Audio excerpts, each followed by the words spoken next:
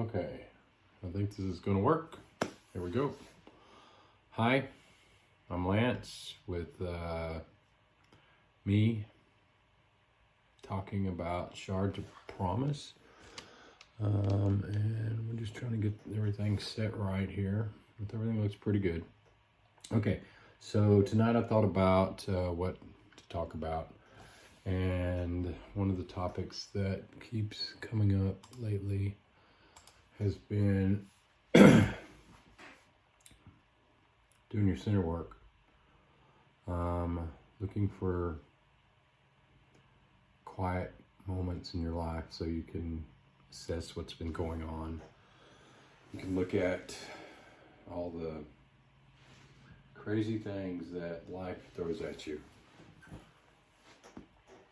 And it's hard to find those things, right? It's hard to find them right now. So you got to learn to listen for advice, because I think our family, excuse me, they're there to help. It's been proven to me. It's happened to me in my life with people that I have been around and who've been in part of my life and who have passed, and they're still helping me in my life. And because I believe in that, it helps me know that God is working in my life. And I know this because I get this feeling that something wonderful is about to happen. I don't know how to explain it. It's something amazing. And it keeps me going and makes me want to do this podcast thing. I don't know what the hell this is. But I'm following direction.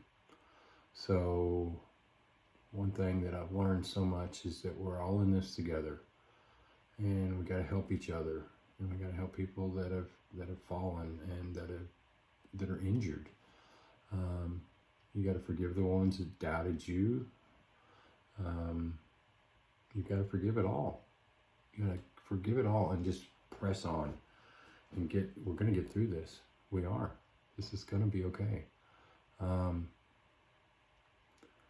Doing your centering work is going to help you through the moments.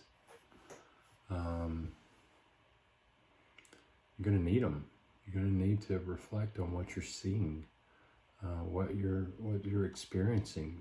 There's going to be things that you're not going to have ever experienced before, and many people haven't either. And either you're going to be calm in the situation and look at what it really is, or you're going to lose it. And that's what's happening right now. People are losing it. You know, there's no stop to what could be coming. You're going to have to really hunker down right now and figure out that it's time to get right. And there's a lot going on. But people watch the video and they say, well, who the hell is this guy? What the hell he have to talk about? Hell, who the hell is he? I'm just some guy. Grew up, good family. Got to do everything I wanted to do.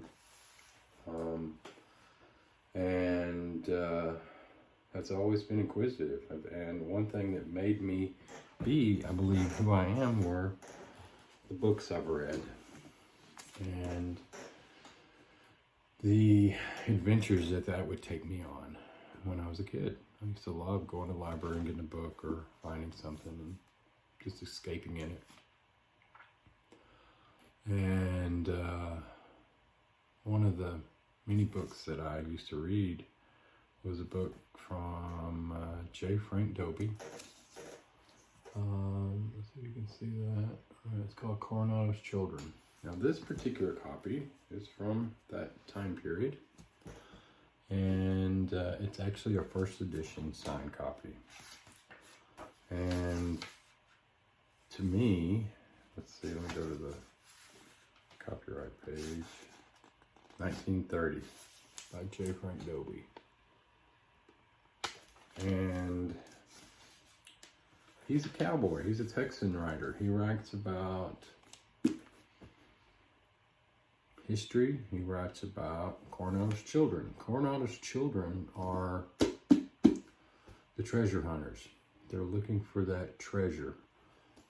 There's many stories, and throughout Texas, there's all kinds of places that supposedly gold's hidden. Jim Bowie from the Alamo supposedly has a mine that's 125 miles from here, from right where I sit.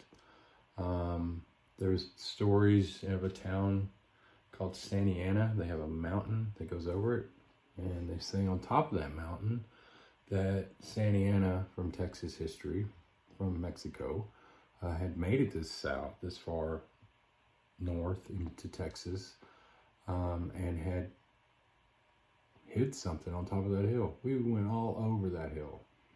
We looked everywhere as a kid. We'd go there. It's about 8 miles from where I grew up, in the town I grew up. We went everywhere. We went looking for that, looking for holes. No, is this? Oh no! And this is a kid, and we were treasure awed. We were struck. Oof, sorry. We were struck.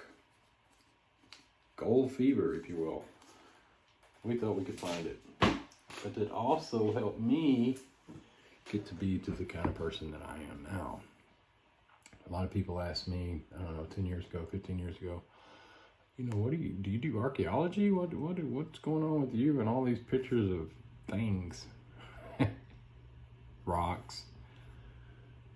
The Spanish came through Texas, and they brought a lot of things with them.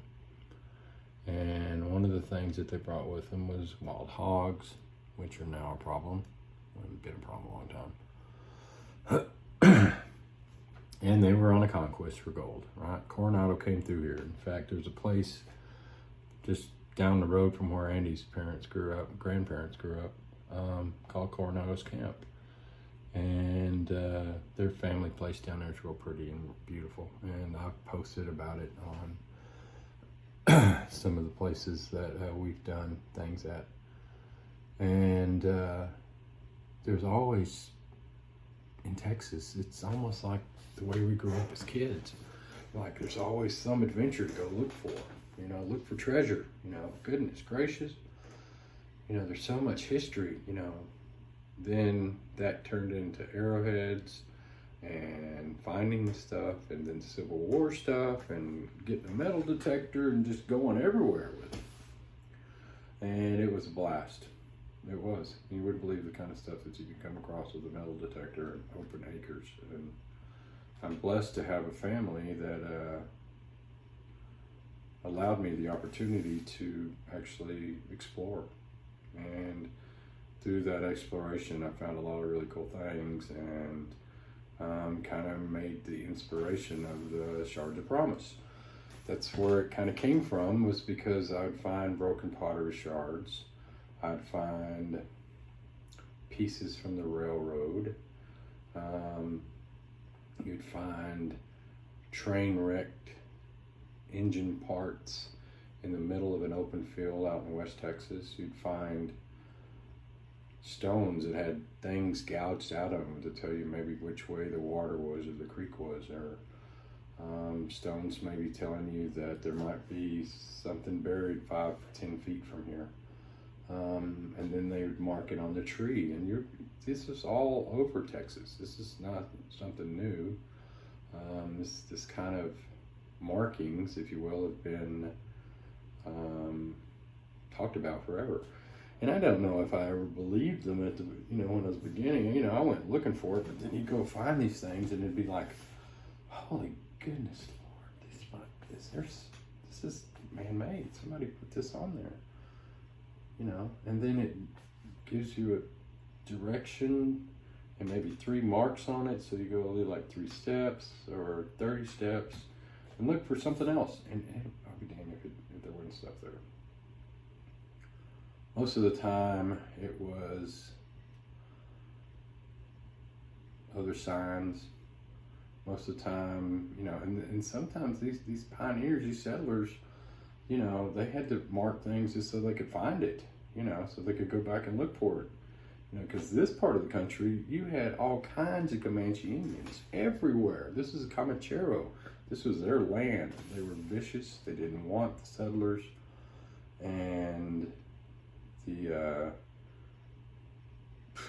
I mean, some of the things that's happened in these parts of the country are terrible. What's happened to some of the pioneers who came through, and what's happened to the Indians that were here.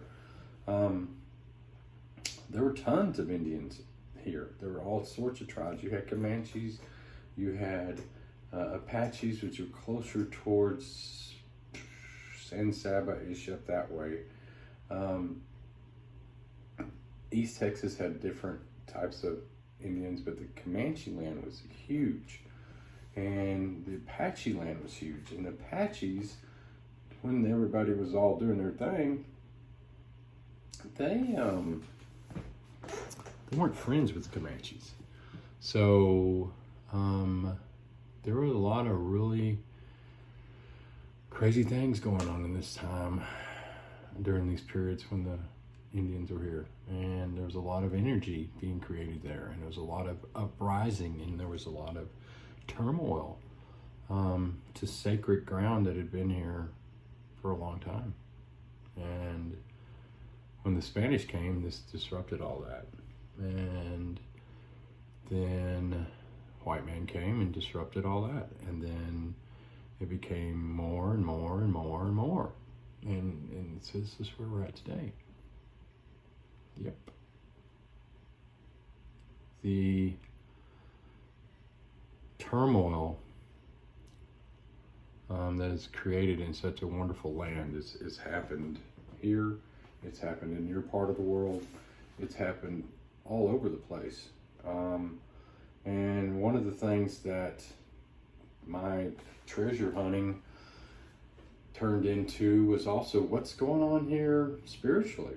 You know, I mean, I really feel like there's something telling me not to be here. You know, don't stand on that mound there. Don't mess with that. Don't dig here. You know, it was what? Yeah. When I was out doing digging, there would be sometimes I'd be there in the ground and I would get the feeling, man, I ain't touching that. There's something wrong with this place. And you go back, and good thing about living these parts of Texas and knowing something about how to do research, there's been a very wide a large amount of information that's been taken care of in the state of Texas. So I had a great archives to start with, and the communities and the counties in Texas are really good about historical stuff. So you could walk into any place and get just about any information you wanted, and that was exciting to me. And that whole looking for treasure part, and going in and seeing what was here before and what was before it became fenced in and what was it then, can be a totally revealing story about what's happened with that particular part of the land, and maybe what might be happening now there spiritually. There's a lot of things that are happening in this world right now that are of a spiritual nature. Good side, bad side. And that's where a lot of the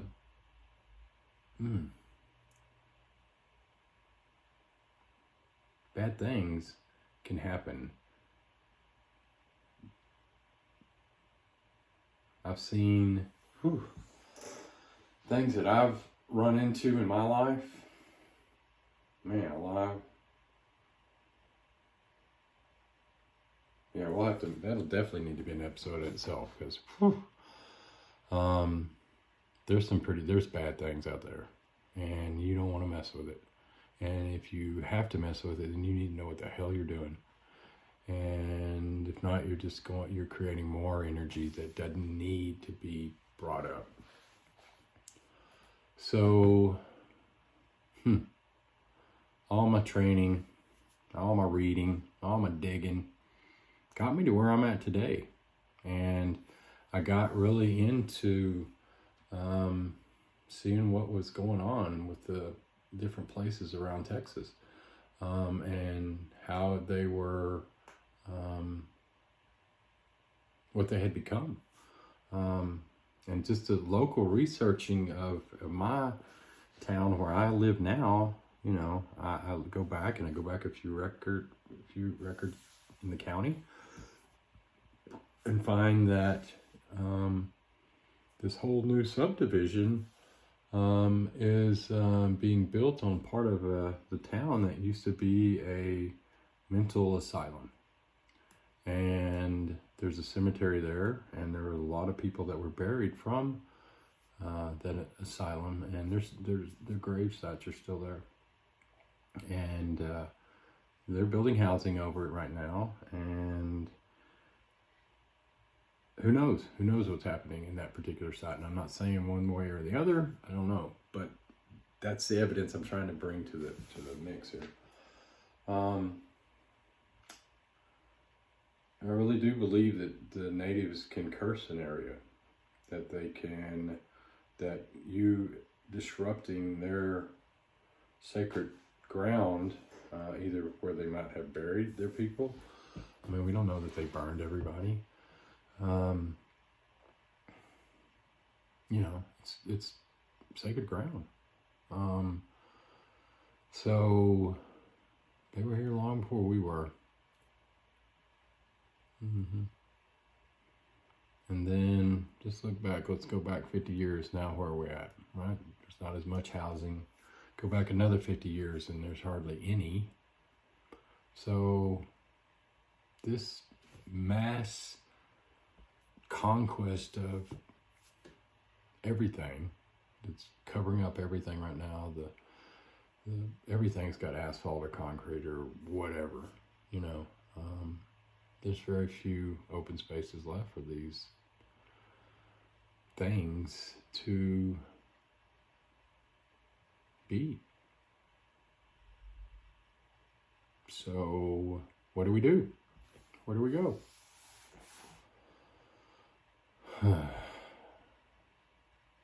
We keep moving forward. You know, no matter what's placed in front of you, don't get distracted from your real work, okay? There's all kinds of crazy shit going on right now. I mean, you can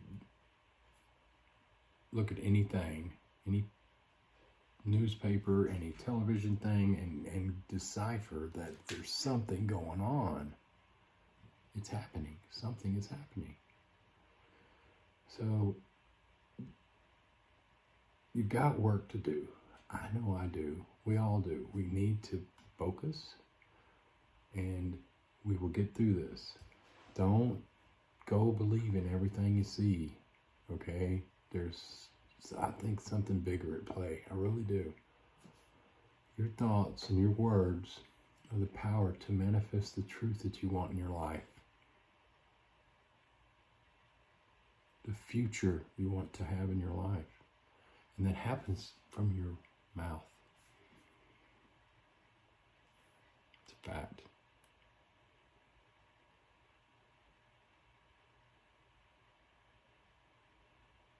We're going to get there. We're going to make it. We're going to be okay. All right? We're going to be okay. But we got to do some work. We got to get everything lined up. We got to focus. We got to pray. And we got to pray. And we got to pray.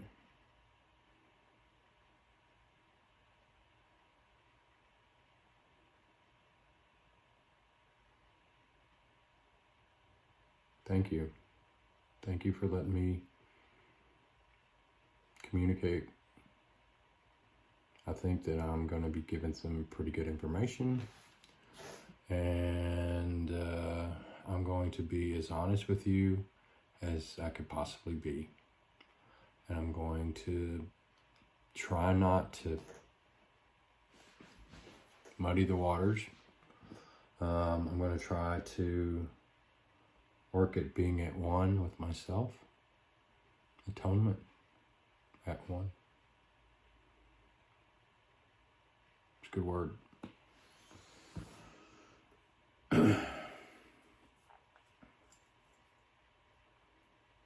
This is really hard to do. It really is. I'm just trying to be honest with everyone. I know that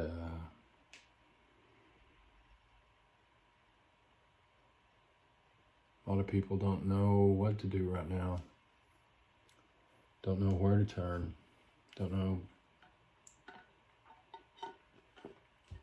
who to trust. I know I don't. Not everyone. Nope. Don't trust everyone. There's a lot being shown to us right now that it's hard to understand.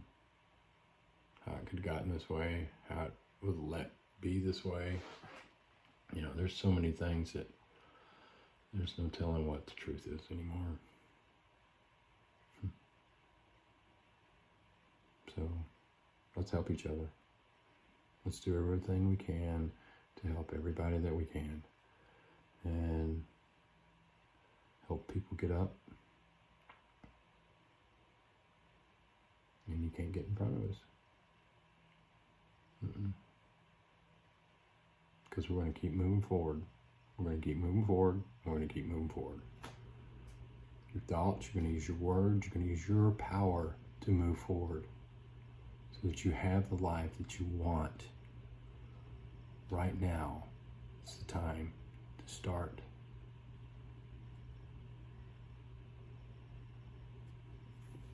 I'm ready. You? Love you all. Thank you. And I'll pick up the mood next one.